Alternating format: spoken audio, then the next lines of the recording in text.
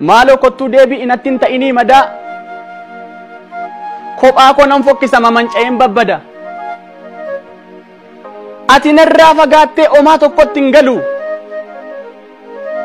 Akka keessanas ta'ee maallaqni nan gargaaru. Si qofan na bareecha gaafa gammachuuf gaddaa. Urjiiwwan jiran keessaa ifnati laattu adda. Maaloo eessatti baddee? Faana kee naggeeffadha taa'ee ulaa balbalaa. Yoonni deebi'ee jedhee waan meeqa waadaa galaa. Yoon nyaadhe naan sifaa'u uumamuu koottan gaabbaa. Manuma koo keessattan bibirradha akka garbaa. Heeyyee dhiigni koo dhangala'ee lafeen kiyyaa caccabe. Dhukkuba garaa kootii kan naaf beeku nan dhabe. Mee maaloo kottu adaraa jilba koof ta'ii dhuka. Isa na diiguuf kaatu dhayii kuffisi luka. Erga gaafati deemte erga gaafa si dhabeeti eenyu nan walii galee. Dhugaatti kolfeen beeku bal hirruma keessa malee. Ni dhageessa yoo ta'e gurra qabda yoo ta'e dhugaa tokko sitti himu. Utuman karaa laaluu ga'eera harkaan daa'imu. Ni dhufee laatan jedha. Isa moo laatan jedha yoo dhaga'u shokoksaa. Akka waan si ta'eettan suura kee ilaalee obsaa.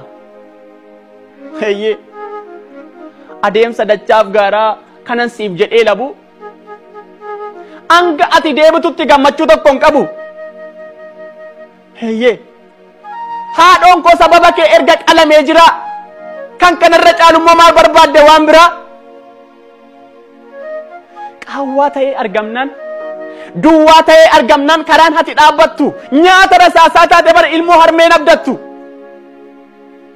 Heeyyee erga gaafa si dhabneeti erga gaafati deemteeti akka jirrutti jirra. Siidaa dhiigni ijaare gati dhabaa maaf goota dadhabbii alii birraa. Dhiiga buusu yoo ta'e ajjeesuudha yoo ta'e kan eebbisaas hin ga'u. Haceenis ba'ee sokke barutu maqaa si dha'u. Mee ati immoo maal jetta? Deebii maalii naaf qabda sin eeggadhaa hundattuu? Maaliif calluma jetta ati maaf hin dubbattu? Eeyyee hiyyeessa kan hin miine sooressa ofitti qabde. Oromoon u'uu jedhee gaafa iyyee maraatu garaa naasumaaf dhabdee. Addacha murtii irratti alaaf mana keessatti kan laattu firdii haqaa. Biyyi kun si dheebotte eessuma jirtaa nagaa.